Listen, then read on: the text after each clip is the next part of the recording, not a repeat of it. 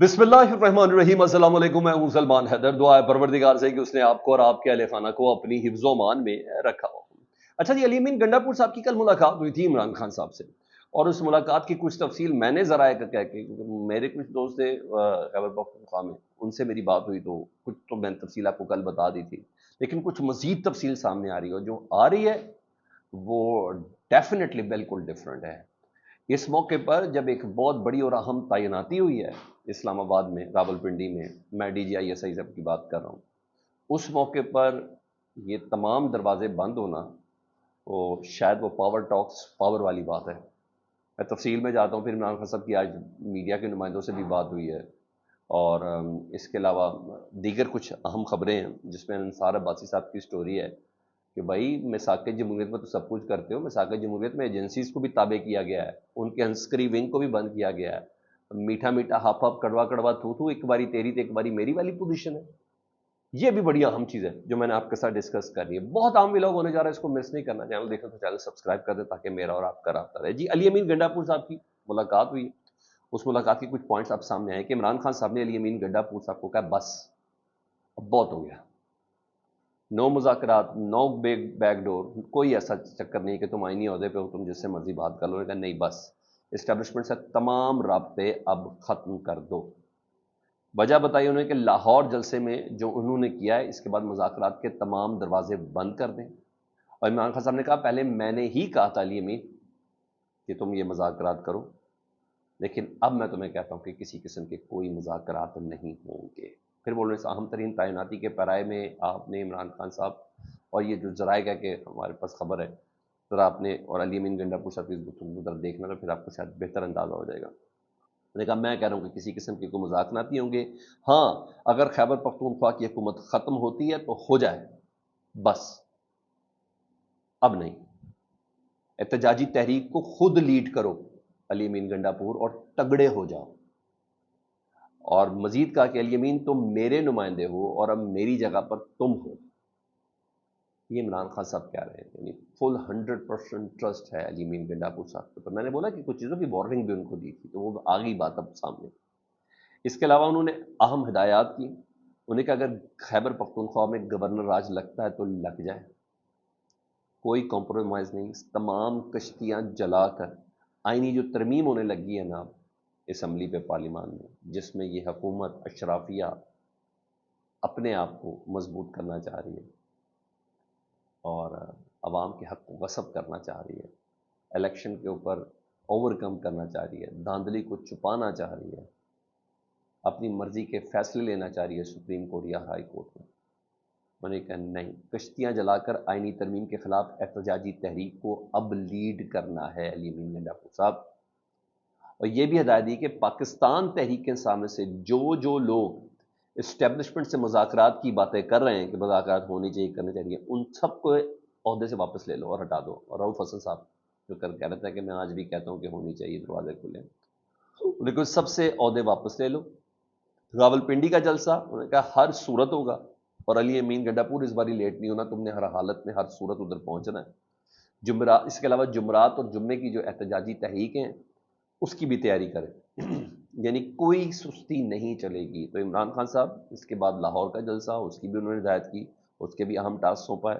और ये सारा मामला सर, ये गुफ्तगू और ये मिजाज जो है ना इमरान खान साहब की, ये बिल्कुल उस तरफ इशारा कर रहा है कि एक बार फिर से मैंने बोला कि एक नई अपॉइंटमेंट हुई है और DGISI की हुई है, और वो जारी बात है अभी 1 अक्टूबर को 30 सितंबर को चार्ज लेंगे, 15 दिन तक वो ब्रीफिंग्स लेंगे, 15 अक्टूबर को वो सही से एक्टिव होंगे। और इस मौके पर इमरान खान साहब की जा रहे हैं पोजीशन, देखिए क्या बताया जाता है। बहरहाल ये काम इमरान खान साहब ही कर सकते हैं और वो ही कर सकते हैं।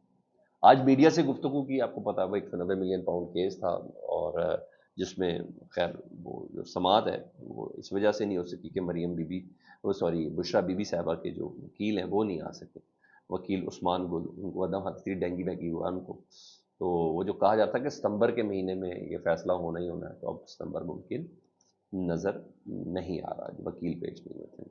تو آج میڈیا سے جو گفتگو ہوئی اس دوران عمران خان صاحب کی، تو اس سے متعلق میں آپ کو بتاؤں تو وہ بھی بہت اہم ہے جی موجودہ سینیرو میں، اور دختی رکھ چھیڑتے ہیں۔ میں آپ کو یہ بھی بتاؤں، خان صاحب دختی رکھ چھیڑتے ہیں، وہ پن کرتے ہیں، اور وہ کہ انہیں پتہ چل گیا ہوا کہ یہ دختی رنگ ہے، اس پہ ہم نے بات کرنی ہے۔ خان صاحب یہ کہتے ہیں کہ اس وقت یحییٰ خان پارٹ 2 حکومت ہے پاکستان میں۔ مشرقی پاکستان کے لوگ پاکستان کو چھوڑنا نہیں چاہتے تھے، وہ لوگ حقوق چاہتے تھے، طاقت کا استعمال کر کے انہیں علیحدگی کی جانب دھکیلا گیا یحییٰ خان صاحب کی طرف سے۔ یحییٰ خان نے اپنی طاقت کے لیے جیتی ہوئی جماعت کو اقتدار نہیں دیا۔ اچھا میں پھر بتا رہا ہوں عمران خان صاحب، یہ بار بار یحییٰ خان مشرقی پاکستان کا ذکر کرتے ہیں نا، یہ چھیڑ ہے ریاست کی، یہ چھیڑ ہے اسٹیبلشمنٹ کی، جی ہاں، اور یہ اسے بہت مائنڈ کرتے ہیں۔ تلخ حقیقت تو ہے ہماری ماضی کی، آنکھیں بند کر لینے سے حقیقت ختم تو نہیں ہو جاتی، لیکن عمران خان صاحب باقاعدہ چھیڑتے ہیں جی، وقت یاد کراتے ہیں، اور یہ نازک پوائنٹ ہے ان کا۔ تو اب دیکھیں اس کا ریئیکشن عمران خان صاحب کو سخت بھی مل سکتا ہے، اور اس ریئیکشن پہ کھڑے رہنے پہ عمران خان صاحب ویسے ترا رکھتے ہیں۔ اس کے علاوہ انہوں نے کہا کل سے جو ہو رہا ہے نا، اس سے واضح ہوتا ہے کہ چیف جسٹس قاضی فائز عیسیٰ صاحب اور چیف الیکشن کمشنر سکندر سلطان راجہ صاحب، یہ دونوں ملے ہوئے ہیں۔ سپریم کورٹ ہو یا معیشت، پورا نظام ڈول رہا ہے۔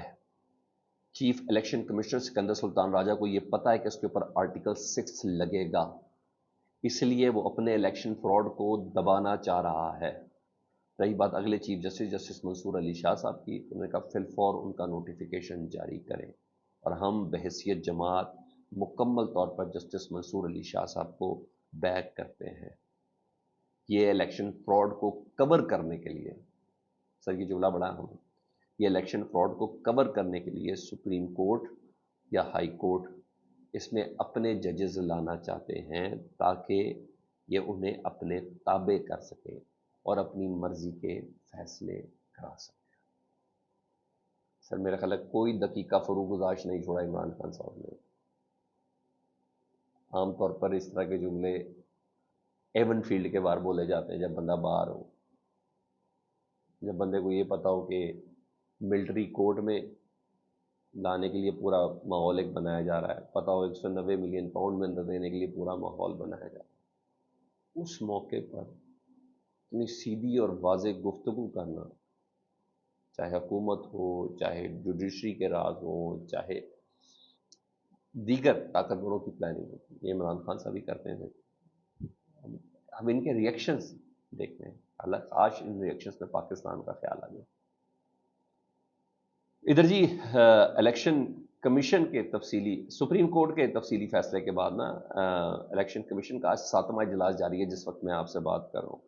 6 اجلاس میں فیصلہ نہیں کر سکے کہ مخصوص نشستیں سپریم کورٹ کے فیصلے کے مطابق پاکستان تحریک انصاف کو دینی ہے کہ نہیں دینی ہے، اور میری اطلاع کے مطابق سر الیکشن کمیشن نے ایک پوری کوشش ہوگی کہ وہ پاکستان تحریک انصاف کی نشستیں حکومت کو، پیپلز پارٹی کو، ایم کیو ایم کو پوری بندر بانٹ کے ذریعے اور جے یو آئی کو وہ تقسیم کر دے، اور جو بحران ہوگا اس کے بعد وہ پارلیمنٹ کو آگے رکھا جائے گا، پارلیمنٹ اس سے نپٹے گی۔ ایاز صادق صاحب کا خط ہے نا، جی ہاں، اس کو بیس بنایا جائے گا، کیونکہ ان کے پاس وقت بہت کم ہے، بہت کم وقت ہے، اور تو باقاعدہ الٹی گنتی شروع ہو چکی ہے۔ 31 دن رہ گئے ہیں قاضی فائز صاحب کو، روکنا ہے، سنبھالنا ہے، بچانا ہے، ان کے ہوتے بہت کچھ چیزیں اپنی مرضی کی ہونی ہیں۔ ادھر انصار عباسی صاحب کی سٹوری، میں اس سٹوری کو تھوڑا احتیاط سے پڑھتا ہوں، لیکن وہ کہتے ہیں کہ میثاق جمہوریت میں جو کہا جاتا ہے نا کہ آئینی عدالت، کل بلاول صاحب نے کہا نا کہ ہم نے تو میثاق جمہوریت پر یہ پوائنٹ تھا کہ آئینی عدالت ہونی چاہیے ہونی چاہیے ہونی چاہیے، انہوں نے کہا بھائی میثاق جمہوریت صرف آئینی عدالت نہیں ہونی چاہیے، میثاق جمہوریت میں کچھ اور چیزیں بھی ہیں، ان کے اوپر ذرا غور کریں، اور پورا پوائنٹ ہے، پورا کالم ہے، لیکن جو مجھے سب سے انٹرسٹنگ لگا وہ میں آپ کو بتا رہا ہوں۔ وہ کہتے ہیں میثاق جمہوریت میں یہ بھی طے ہوا تھا تمام سیاسی جماعتوں کے ساتھ کہ تمام خفیہ اداروں کے جو سیاسی ونگز ہیں، چاہے ڈی جی، چاہے آئی ایس آئی ہو، چاہے ایم آئی ہو، چاہے کچھ اور چیزیں ہوں، اور چاہے آئی بی ہو، کچھ بھی ہو، لیکن تمام خفیہ اداروں کے جو سیاسی ونگز ہیں ان کو ختم کرنے اور انہیں منتخب حکومت کے سامنے جواب دینے کا وعدے کا بھی ذکر کیا. میں نے کہا یہ بھی وعدہ ہے؟